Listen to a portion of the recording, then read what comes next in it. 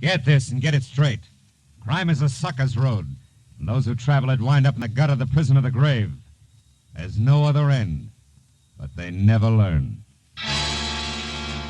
Wrigley's Spearmint Chewing Gum, the refreshing, delicious treat that gives you chewing enjoyment, presents for your listening enjoyment Raymond Chandler's most famous character in The Adventures of Philip Marlowe.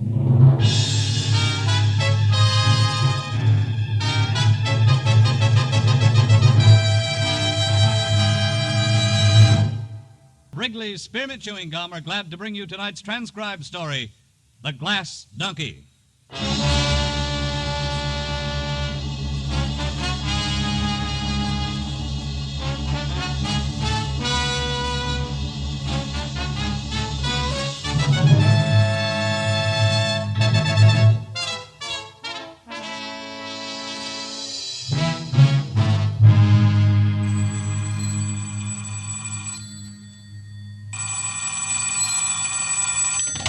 Hello, Philip Marlowe. Oh, this is Matthews, Phil. Hi.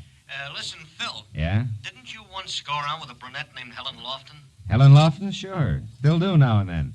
Why, Lieutenant? Monday your night off? Not so as you'd notice, Marlowe. When was the last time you saw her? Oh, maybe a month ago.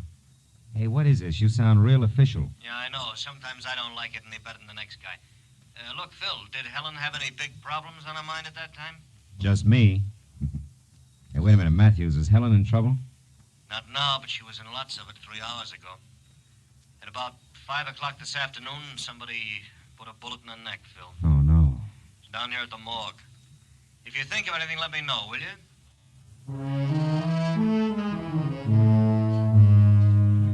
Might as well have hit me in the stomach with a hammer. Helen Lofton, a good-to-look-at girl with soft black hair and clear hazel eyes, who gets a big charge out of life. But Helen was a great girl. And she'd always had enough sense not to waste time on the kind of people who put bullets in other people. For a long few minutes, I just sat in my apartment and felt sorry.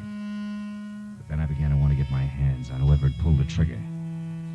By the time I got downtown and walked into the morgue attendant's office, that urge had become a big hot lump in my chest.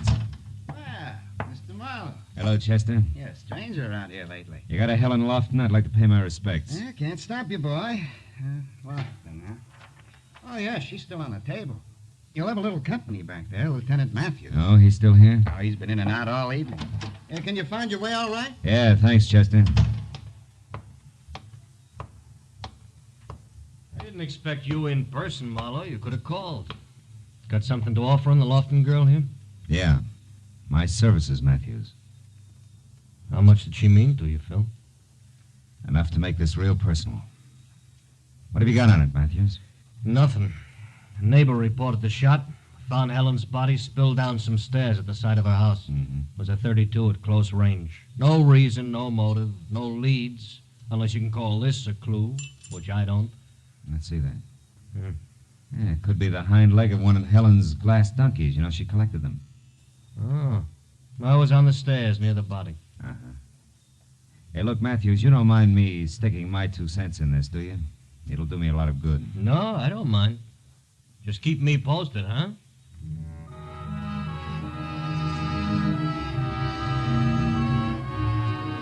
I drove out Sunset Boulevard, then north on Camino Avenue to the neat little house where Helen had lived. I sat very quietly back under some big magnolia trees. Someone had drawn the blinds on the 2 front windows, and it made them look like a pair of closed eyes.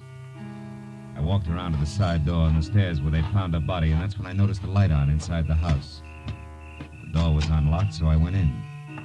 The light was coming from the bedroom, and when I got to that door, I saw a girl, blonde with harlequin horn rims, moving stiffly, like a lost somnambulist.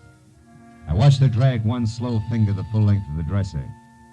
When that was over, I said, "Hello."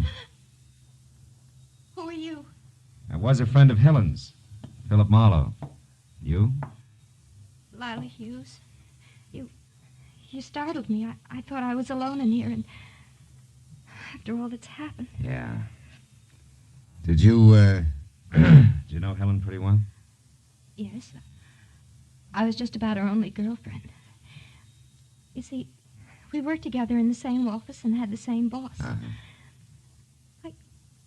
I guess they're going to want me to do something about all of her things now. Yeah, it's real tough. Everything in the house is just another reminder. Even this little sherry decanter. Here. But that's Helen's. It's all right. Sit down. Drink it. At least it'll do you good. Look, Lila, I gotta know why this happened to Helen. It doesn't make sense. Can you help me? Any idea at all? No, the police have already talked to me about it. Please, Mr. Marlowe. I know this is unpleasant for you, but I need some answers. It's been over a month since I saw her last. Who's she been going with lately? I don't know. Helen never said much about her dates. Who's your boss? Mr. Massey? Mm-hmm. Oh, she dated him a few times, but so have I. Surely you don't think Mr. No, Massey... no. I just want to talk to him, that's all. It's Norman Massey. Massey Real Estate Company on Wilshire.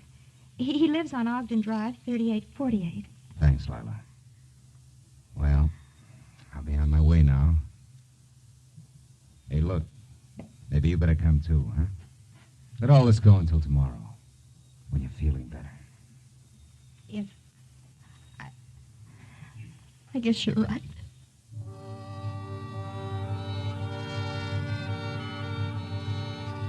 I turned out the light and snapped the lock as we left. Then walked the sad little blonde as far as her coupe. Got her address on Beechwood Drive and saw her off. After that, I went to my own car, but before I got in, I looked back at Helen's house once more and tried to shake the empty, loose ends feeling it had given me. I was snapped out of that mood in a hurry. A man with a half an acre of forest had just twisted out of sight behind a tree trunk in the backyard. I started for him, and he broke and ran toward the wall in the alley. It was a 6-footer. He rolled across the top and fell over. When I got there, he was up and gone. He hadn't had time to get out of the alley, but it was empty, which could only mean he was laying for me. Come here, you! You're done, mister. This time, anyway. Oh! Trash in good neighborhoods is no softer than trash anyplace else. When I finally got clear of it, the forehead was gone.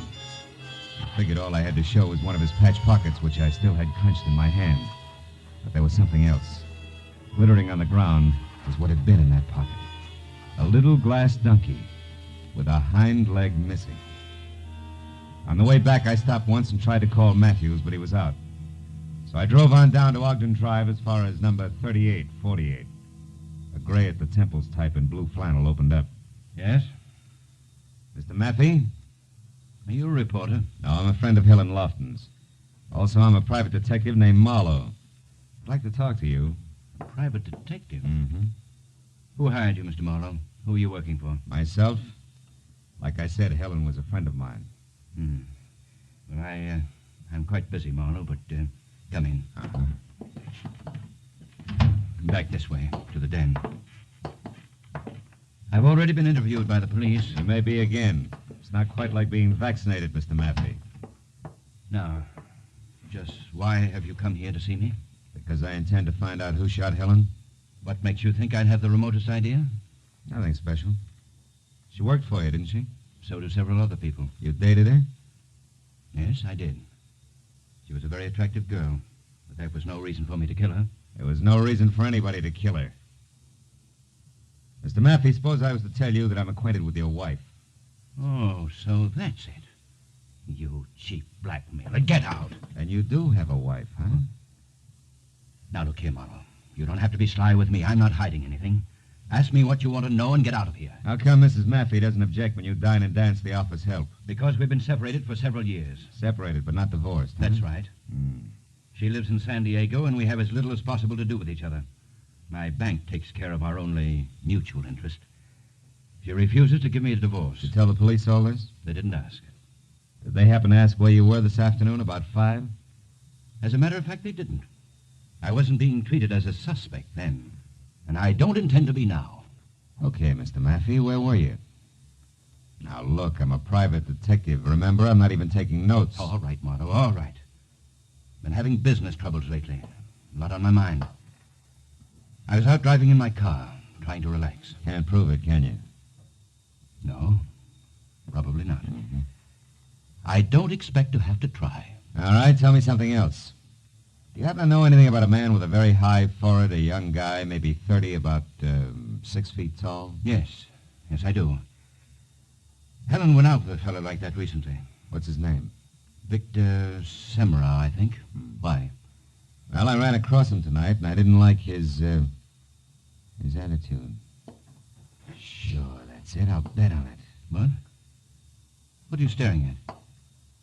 This ashtray? No. That little donkey in front of a betting window. Thanks for everything, Massey. I'll see you.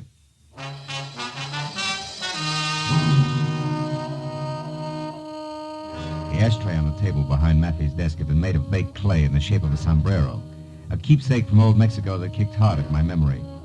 At least it was a thought well worth the price of a phone call to Tijuana. So I drove as far as the first payphone, which was at an all-night mobile gas station, got a handful of change, and while my car was being gassed, put the call through to my old friend, Senor Mike Donahue, who had given up reporting in Chicago for editing south of the border. We are ready on your call now, sir. Go ahead. Hello, Mike. Hello, old pal. Hi. Hasta la vista. What's cooking? You coming down to see me? Later on. Listen, Mike, I'm trying to find out about a glass donkey. A which? A donkey made of glass, a souvenir mule. It's got silver shoes and a silver halter. Oh, one of those things. That silverwork's strictly a Tijuana product, you know. Yeah, I know. Peddle 'em at the highlight games down here. Out by the betting windows? That's right. Can't buy him anyplace else, Mike. No, not that I know of. Mm-hmm. Why, you want some? No, I've already got one. Well, thanks a lot, Mike. You've been a big help. Hey, wait a minute. What's the matter? As long as you're on the wire, Gumshoe, maybe you can help me. How? I got a big front-page mystery spread if I can get a little more dope. Ever hear of a babe around L.A. named, let's see, Mrs. Norman Massey? Mrs. Norman Massey? Yeah.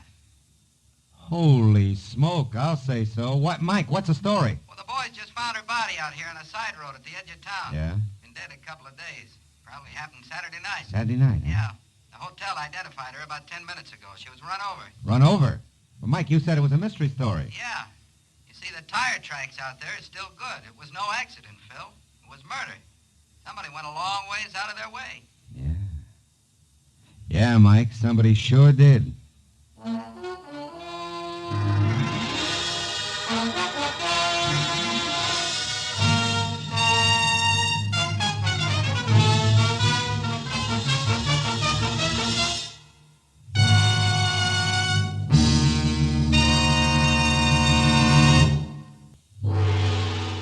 Now with our star Gerald Moore, the second act of Philip Marlowe and tonight's exciting story, The Glass Donkey.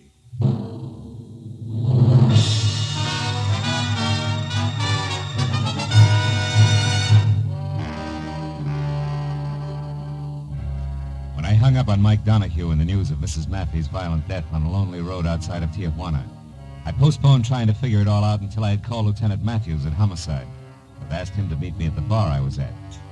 10 minutes later, Matthews was sitting opposite me and chewing on a cold pipe while I filled him in. Oh, now, easy, Phil. I'm a slow and steady boy. Now, question, who killed Helen Lofton? Answer, whoever killed Mrs. Norman Massey. Why? Where's the The tie? glass donkey I just told you about. It came from Tijuana. So? So I figured that whoever sent it to Helen was, one, a friend who knew she'd get a kick out of a trinket like that. Yeah? And two, sent it before he or she decided to kill Mrs. Massey.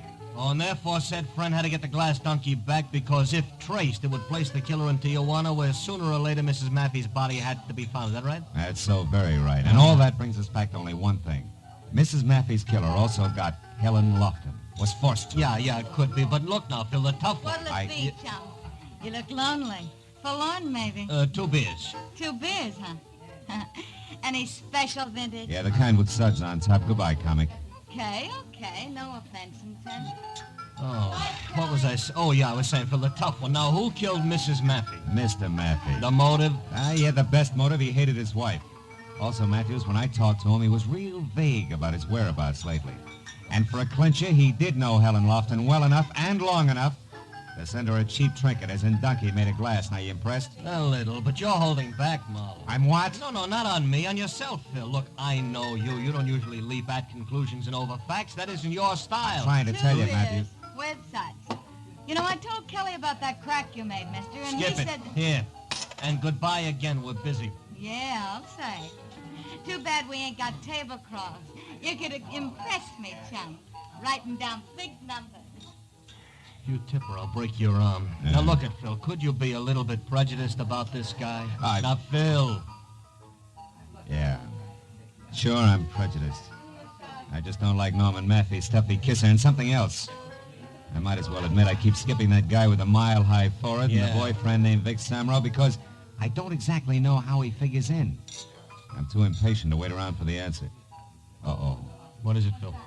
A game, Lieutenant called Speaking of the Devil. Oh, Don't Look Now, maybe? It's Forehead, Matthews. He was in the next booth, catching it all. He's at the front door now, see? But he isn't running yet. He's just paying his check. Lieutenant, how about trying that cigarette machine over there while you talk to me like I was still here, huh? Gotcha. I'll take the back entrance out to the sidewalk. You'll know if I need help. Matthews underplayed his part neatly, and I got out the back door to the street where I spotted Semrau some 50 yards ahead, walking slowly toward an empty car, a new green Nash that was parked close to mine. But then suddenly he started running like he had just backed into a blowtorch. Before I knew it, he had piled into his car.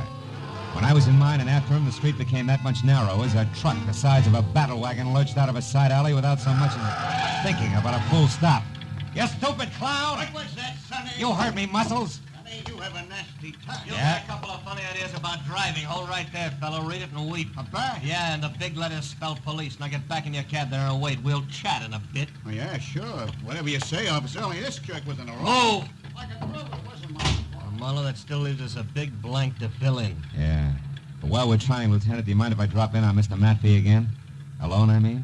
I'd like to try pinning the leg of the ducky on him. All right, Phil, but be careful, huh? It's fragile, you know, made of glass.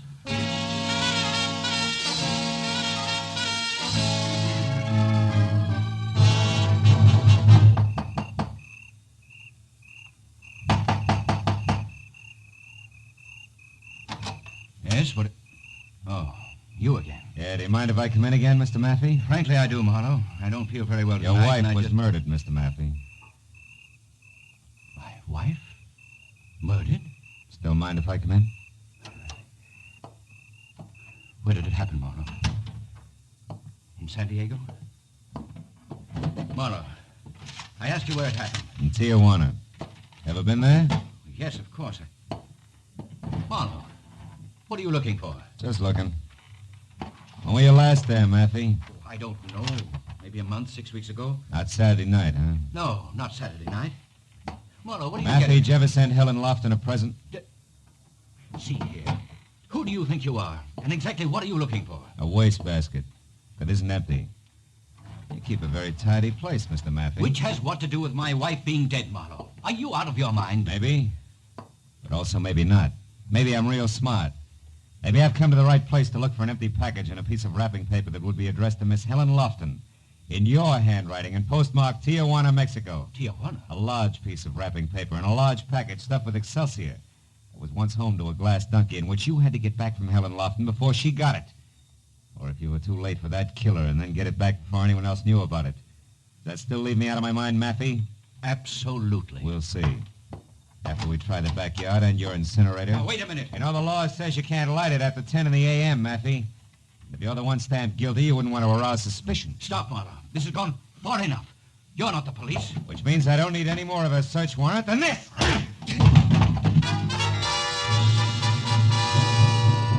I caught him right. He plopped to the floor, face down, like he was made of wet wash. When I rolled him over and was sure that a return engagement was still a long way off, I cut the lights, then went through the house and out into the kind of backyard that you had to call a garden. Beyond all the moon-bathed beauty and half hidden by a fountain that was backed up by an ivy trestle was what I wanted. A short, squat, scarred, ugly incinerator. The door was metal cold, and inside I found more encouragement. None of the paper that was jammed 3 feet deep had burned. I started tossing the stuff out, counting more on the feel and sound of wrapping paper than anything else. Once I stopped short, but it was only a grocery sack. The second time I stopped short, I had a better reason. Marlowe, What? you're wasting your time there.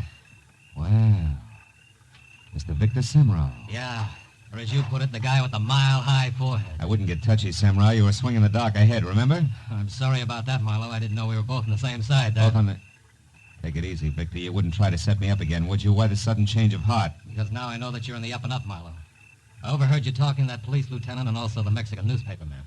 Well, bully for you, eavesdropper. But also you ran. Why? I was afraid you'd turn me over to that lieutenant. Marlowe, listen. From the start, I've been trying to find Helen's killer. That's why I've been following you. I found that glass donkey in her porch, and, well, to get right to the point, Marlowe, I can tell you that the one who killed Helen and Mrs. Massey... I caught him right. He plopped to the floor, face down, like he was made of wet wash. When I rolled him over and was sure that a return engagement was still a long way off, I cut the lights, then went through the house and out into the kind of backyard that you had to call a garden. Beyond all the moon-bathed beauty and half hidden by a fountain that was backed up by an ivy trestle was what I wanted. A short, squat, scarred, ugly incinerator. The door was metal cold, and inside I found more encouragement. None of the paper that was jammed 3 feet deep had burned. I started tossing the stuff out, counting more on the feel and sound of wrapping paper than anything else. Once I stopped short, but it was only a grocery sack. The second time I stopped short, I had a better reason. The shot that had come from the shadow driveway close into the house spun Semrau in a half circle, and by the time he'd corkscrewed to the ground, I had my .38 in hand, and it covered the distance across the garden.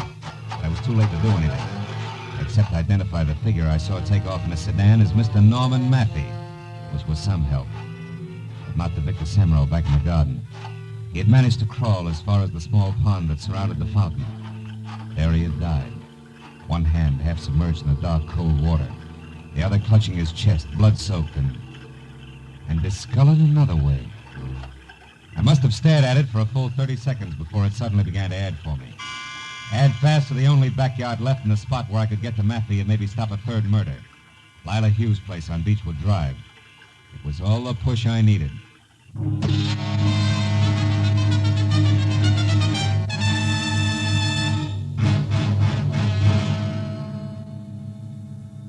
When I pulled up away from the place and got out of my car and ran for the back, only 10 minutes had gone by, and I was glad of it.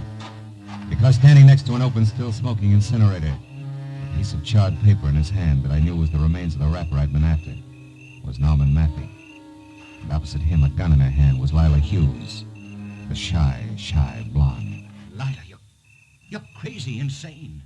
Well, I saw you shoot Victor Semrau.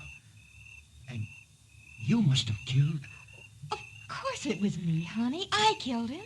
I killed Helen. I killed your wife. Well, about her, I'm not sorry. I'd do it again. Lila, how could you plan an ugly, ruthless... I didn't plan anything, darling. I ran into her by accident. Tijuana's a small place. We started sociably. We had a few drinks, a drive to the outskirts in my car, and then talk. Talk of you, darling. I knew I could have you with her out of the way.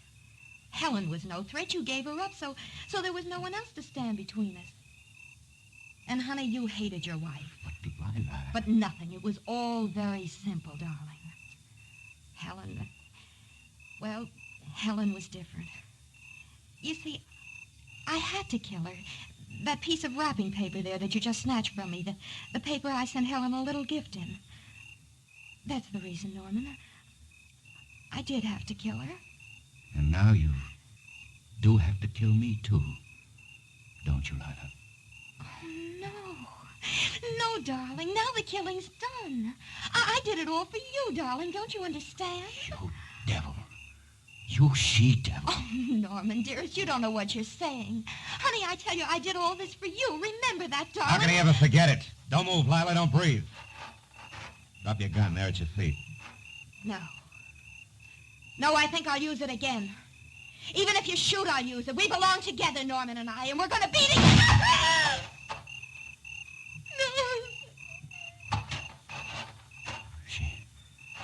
She's dead. Marlowe, she did think she could shoot. Even if you did, didn't she? Yeah. That's what she thought, all right, Massey. Call the police. They know where they can find me.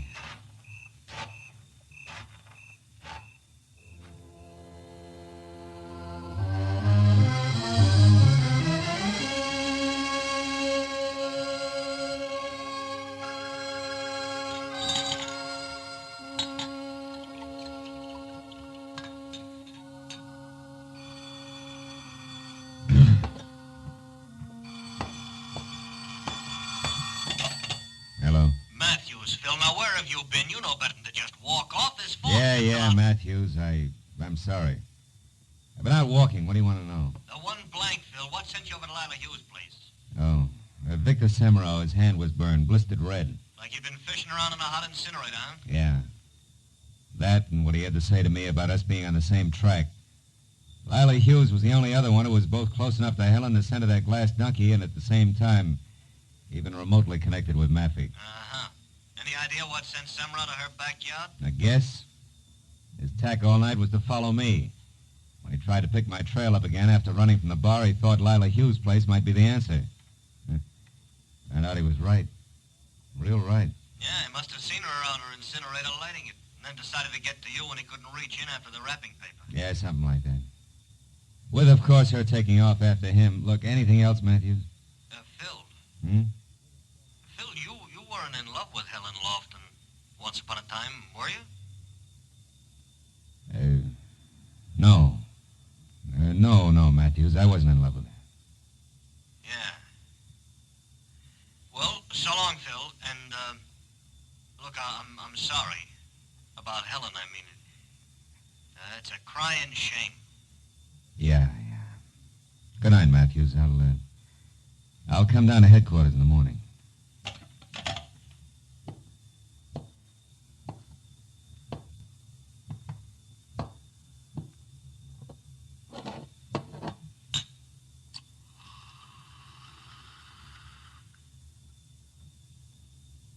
Yeah.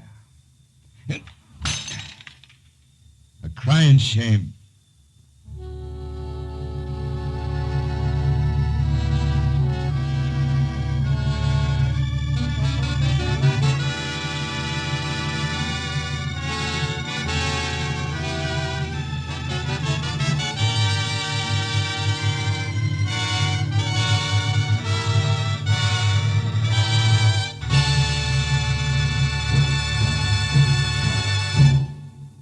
The Adventures of Philip Marlowe, presented by Wrigley's Spearmint Gum, bring you Raymond Chandler's most famous character and star, Gerald Moore.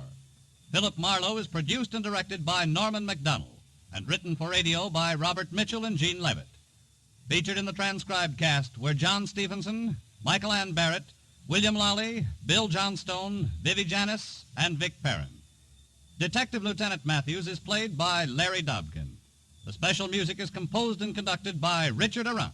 The makers of Wrigley's Spearmint Chewing Gum hope you've enjoyed tonight's adventure of Philip Marlowe and that you're enjoying Wrigley's Spearmint Gum every day.